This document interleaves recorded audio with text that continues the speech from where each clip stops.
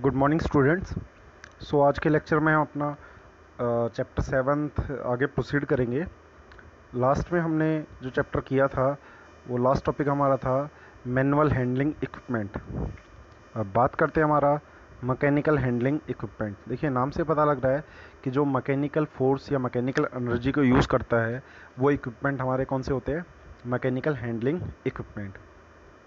Okay, तो इसमें लिखिए the equipment which is operated mechanically for handling purpose is known as mechanical handling equipment. Okay, इसमें एक type लिखिए।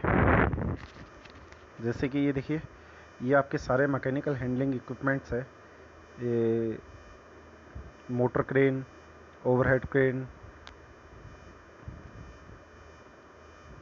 Wrench, bucket elevator, truck. तो आपको इसमें लिखना है फोर्क लिफ्ट ट्रक। आपको दिखाया था मैंने लास्ट लेक्चर में, ये हमारा एक हैंडलिंग इक्विपमेंट है।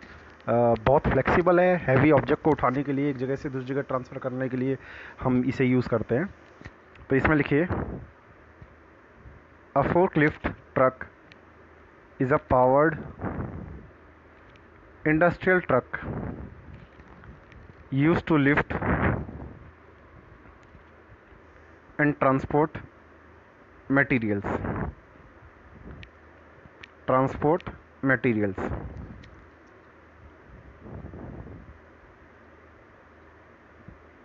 It is used in industry,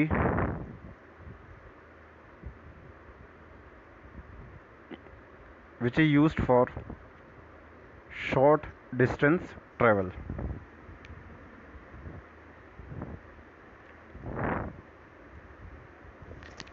okay, तो ये देखिए आपके बाकी हैंडलिंग इक्विपमेंट, जैसे ट्रैक्टर हो गया, स्किड, ठीक है, ये आपके हैंडलिंग इक्विपमेंट है। कन्वेयर बेल्ट, ये आपके मैकेनिकली ऑपरेटेड है। तो ये डिफरेंट डिफरेंट टाइप के आपके हैंडलिंग इक्विपमेंट है। अब आपको क्या करना है, इसमें करना है नेक्स्ट आपका selection of material handling equipment. Like इतने डिफरेंट डिफरेंट टाइप के मटेरियल हैंडलिंग इक्विपमेंट है, तो जो हम सिलेक्शन करेंगे वो किस किस बेसिस पे करते हैं। तो सबसे पहला हम इसका सिलेक्शन करते हैं दो बेसिस पे। First, service factor. ठीक है, हमें सर्विस क्या चाहिए, कैसी चाहिए। अगर हम बात करें, अभी हमने जो वो जो कार की बात करी थी या कन्वेयर बेल्ट की बात करी थी, अगर हम उनको अपने घर में ट्रांसपोर्टेशन के लिए यूज़ कर सकते हैं, इक्विपमेंट को हैंडल करने के लिए यूज़ कर सकते हैं? बिल्कुल नहीं। ओके, फ्लेक्सिबिलिटी नहीं होगी उनकी। तो इसीलिए हमें मटेरियल को, क्या मटेरियल हैंडल करना है, उसके लिए हमें मटेरियल हैंडलिंग इक्विपमेंट को सिलेक्शन ज़रूरी है। और वो किस किस फैक्टर पे करते हैं हम? पहला है सर्विस फैक्टर। तो सर्विस फैक्टर लिखना, the selected equipment must fulfil all the requirements such as first, easy to handle करना हमारे लिए इजी हो। Second, require less space work. Okay, space work जिस एरिया में वो काम कर रहा है वो स्पेस भी आपका कम हो। नेक्स्ट, इकोनॉमिकल, आपको ज़्यादा महंगा भी ना पड़े। Next, high working life. ये मोस्ट इम्पॉर्टेंट है कि उसकी वर्किंग लाइफ भी ज़्यादा हो, क्योंकि हम उस पर एक ह्यूज अमाउंट में पैसा इन्वेस्ट करेंगे तो उसकी लाइफ भी ज़्यादा हो। नेक्स्ट, इजी टू मेंटेनेंस भी इजी हो। और नेक्स्ट है able to work continuously, means लगातार काम करने के लिए वो बना हुआ हो। ओके, नेक्स्ट लिखना, सर्विस फैक्टर के अलावा सेकंड है इकोनॉमिक फैक्टर। लिखना इसमें, it play a very important role in selection of material.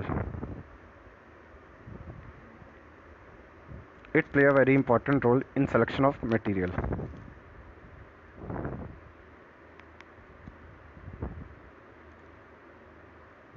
The material handling equipment should more economic, should more economic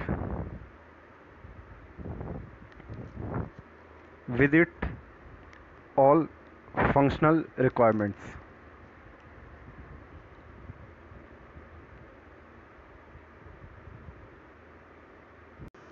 okay तो इकोनॉमिक फैक्टर बेसिकली क्या होना चाहिए कि आपके लिए वो ज़्यादा महंगा ना हो, आप जितना खर्चा उस पर कर रहे हो वो आपके लिए पूरे तरीके से मैक्सिमम या ऑप्टिमम आउटपुट आपको मिल जाए उससे। नेक्स्ट है हमारा unit load. So basically unit load की बात करें तो यूनिट लोड का मतलब क्या है कि जहां हम, देखिए डेफिनेशन लिखिए फिर बात करते हैं इसकी। Principle of unit load state that it is quicker and economical, it is quicker and economical to move a lot of item at a time rather to move each one of them individually।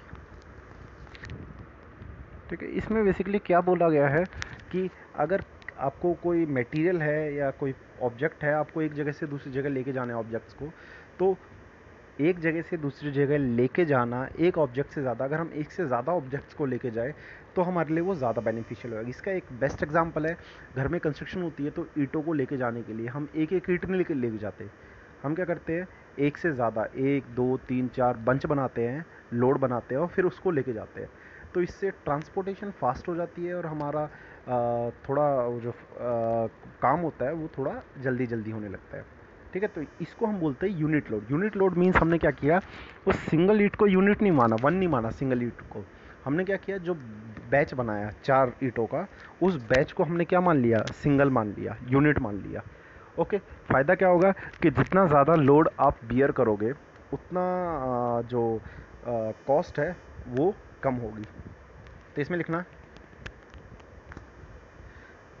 It suggest that larger the load handle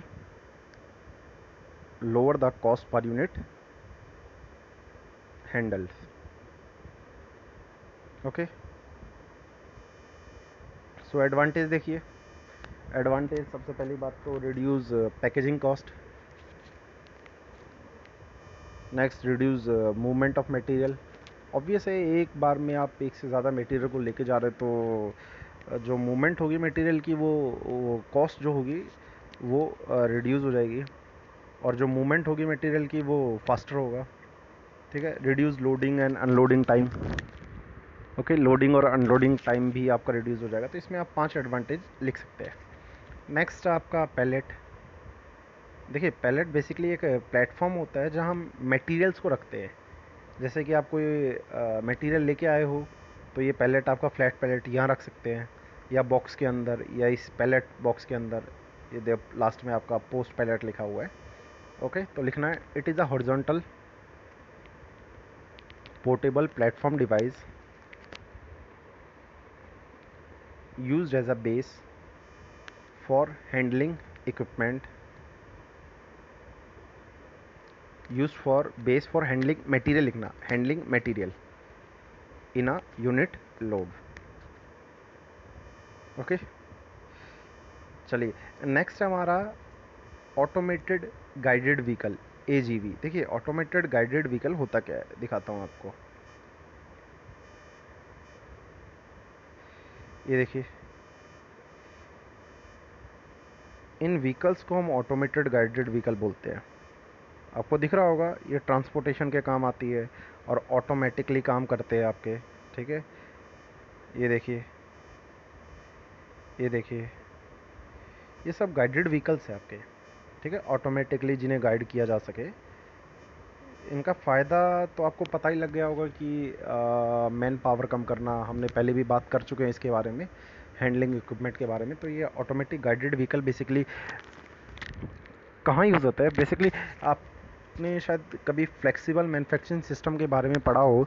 तो इसमें हम क्या करते हैं, material को flexible means एक जगह से दूसरी जगह लेके जाना, या जिससे कि हमारा क्या बोल सकते हैं कि हमारा प्रोडक्शन बढ़ जाए। ठीक है, जिससे हम मैक्सिमम टू मैक्सिमम या ऑप्टिमम प्रॉफिट ले सकें। तो लिखते हैं अब इसमें, in flexible manufacturing system automated guided vehicle is used for material handling device, used as material handling device as, okay. और लिखना सेवरल टाइप ऑफ इक्विपमेंट। देखिए several type of equipment, example देखिए इसके कौन कौन से एजीवी के, conveyors, roller, self powered monorails, carts, forklift, truck, ये सारे इसके एजीवी के एग्जांपल है। ओके, ऑटोमेटेड गाइडेड व्हीकल के। तो लिखना इसमें several type of equipment, example conveyors, roller, self powered, forklift, truck or AGV equipment.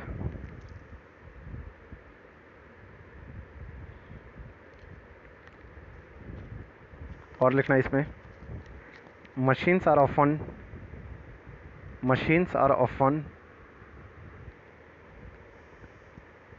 used in sequence where workpiece are transferred directly from machine to machine। ठीक है, देखिए इसमें basically हम क्या कह रहे हैं कि मान लीजिए ये आपके बेसिक प्लेटफॉर्म्स है, ठीक है, एक ऑटोमोबाइल के लिए या गाड़ी के लिए बात कर लेते हैं। आप वहाँ असेंबल कर रहे हो, तो क्या किया, यहाँ आपने गाड़ी का एक पार्ट लेके आए, सिर्फ उस यहाँ आते ही इसके अंदर इंजन डाला, ओके, फिर यहाँ से इसे उठाया और यहाँ लेके गए, यहाँ हमने इसमें टायर फिट किया, फिर यहाँ से यहाँ लेके गए, यहाँ हमने ग्लासेस लगाए और इसको क्या किया, कंप्लीट कर दिया फाइनली। ओके, तो बेसिकली एक जगह से दूसरी जगह लेके जाना, ये क्या कौन काम कर रहा है, यहाँ से यहाँ लेके जाना, ये मशीन काम कर रही है, और वो जो मशीन होती है उसी को हम गाइडेड व्हीकल बोलते हैं। और ओके, ऑटोमेटेड गाइडेड व्हीकल। तो इसमें यही है कि बेसिकली अगर हम वर्कपीस को एक मशीन से दूसरे मशीन डायरेक्टली ट्रांसफ़र करते हैं, किसकी मदद से, ऑटोमेटेड गाइडेड व्हीकल की मदद से। फ़ायदा तो आपको पता लग गया होगा कि प्रोडक्शन आपकी मैक्सिमाइज़ हो सकती है, कि हमारा कोई भी आइडल टाइम नहीं रहेगा, मींस ऐसा टाइम नहीं रहेगा किसी को लेके जाना हो, किसी को लाना हो, फिर ताकि आप किसी ऑब्जेक्ट को उठा के वहाँ तक लेके आओ। ठीक है, मशीन अपना काम टाइम टू टाइम करेगी। नेक्स्ट आपका है एप्लीकेशन ऑफ एजीवी। अब एप्लीकेशन तो अगर हम बात करें तो फ्लेक्सिबल मैन्युफैक्चरिंग में आपका बेसिकली ट्रांसपोर्टेशन के लिए हम एक जगह से दूसरी जगह कोई भी मटेरियल है उनको हैंडल करने के लिए यूज़ करते हैं। ओके, नेक्स्ट अगर हम बात करें और कहाँ यूज़ करते हैं इसका एप्लीकेशन, कि जो लेबर कॉस्ट है उसको रिड्यूस कर सकती है ये।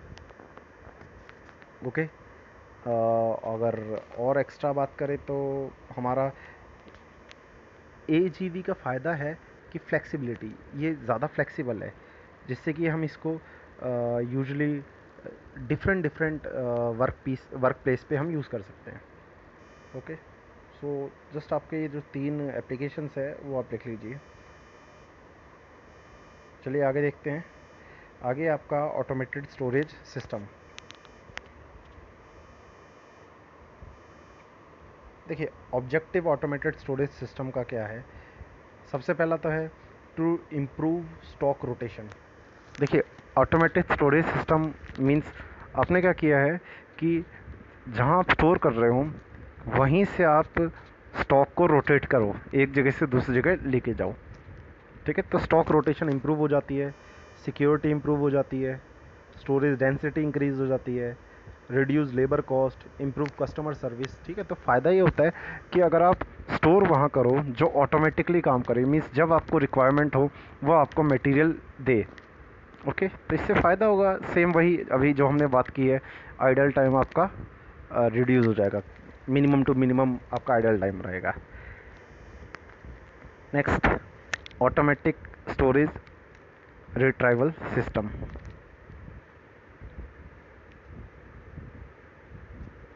लिखना, this type of storage system allow the user to do storage and retrieval operations with speed and accuracy.